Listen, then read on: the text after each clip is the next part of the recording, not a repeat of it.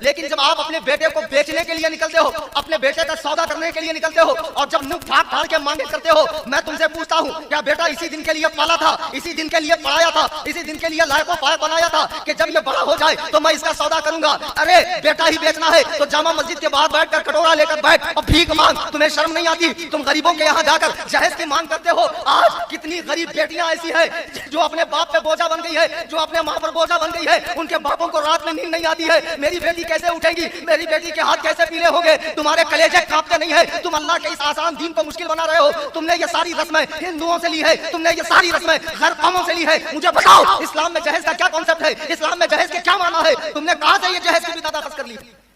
مسلمانوں, اللہ کے نبی فرماتے ہیں میں نے نکاح کو آسان کیا زنا کو مشکل. کیا مطلب ہے اس کا؟ میں نے نکاح کو آسان کیا زنا کو مشکل. نکاح اتنا آسان, لڑکا بالغ ہو گیا, لڑکی بالغ ہو گئی, مسجد میں لے جاؤ, دو گواہ موجود ہیں مسلمان, نکاح کرا دو, ہو گیا. ہے طاقت چار لوگوں کے, ہاتھ دھلا دو, کھانا کھلا دو, ہو گیا. یہ نکاح ہے. لیکن آج یہ اتنا مشکل ہو گیا کہ ایک باپ کو نکاح کرنا ہو تو زندگی بھر اپنی پونجی تھوڑی تھوڑی جمع کرنا پڑتا ہے, اور جب شادی کا وقت آتا ہے اور جب یہ سسرال کے لوگ زہریلے سانپ کی طرح پھن نکالنے لگتے ہیں, بیچارہ سود سے پیسہ لیتا ہے, اپنا گھر گروی رکھتا ہے, گھر کے زیورات گروی رکھتا ہے. تمہیں شرم نہیں آتی؟ ایک مسلمان کو تم سود لینے پہ مجبور کرتے ہو, ایک مسلمان کو کافر کے سامنے ہاتھ پھیلانے پر مجبور کرتے ہیں. مسلمانوں توبہ کرو, ایسے جہیز لینے والے تم پر اللہ کی لعنت ہو. تم ایسا جہیز لیتے ہو, ارے دل کھول کے تم ایسا خرچہ کرو کہ غریب کو اس کی غربت کا احساس نہ ہو, اسے اپنی غربت کا مفلسی کا احساس نہ ہو. تم سامنے سے دو, اس سے لو مت. آج نکاح اتنا مشکل ہو گیا, نبی فرماتے ہیں میں نے نکاح کو آسان کیا زنا کو مشکل. لیکن آج نکاح مشکل ہے, زنا آسان. 400-500 روپے دے دو زنا ہو جاتا. اب لوگ شادی کریں گے جب 400-500 روپے میں, 100 روپے میں, 1000 روپے میں زنا ہوگا؟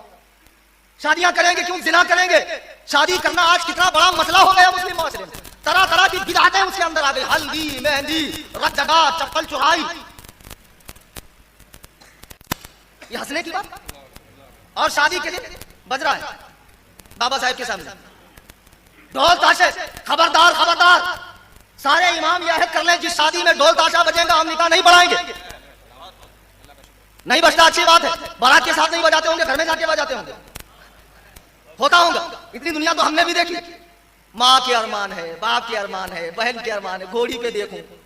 ارے تو اپنے بیٹے کو گھوڑی پہ دکھانے کے لیے دوسروں کا جنازہ نکالیں گی؟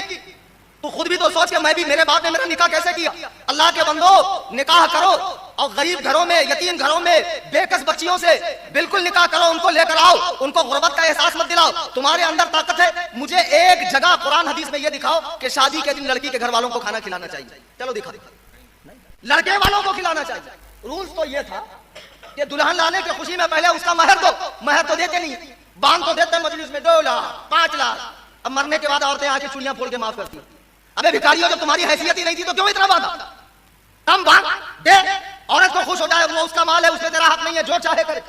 اب عورت سے ملاقات کر, ملاقات ہو گئی, اب ولیمہ کر, شاندار طریقے سے سب کو بلا کہ الحمدللہ. سسرا کہے کہ مجھے بہو نہیں بیٹی مل گئی, ساس کہے کہ مجھے بہو نہیں بیٹی مل گئی. مسلم معاشرے کو اچھا بناؤ. دیکھو یہ اللہ کے نبی کی بیٹی ہے, ان کا جہیز کتنا کم ہے. دیکھو یہ نبی کی کیسی بیٹی ہے, ایک خود اپنے ہاتھ سے چکی پیستی ہے.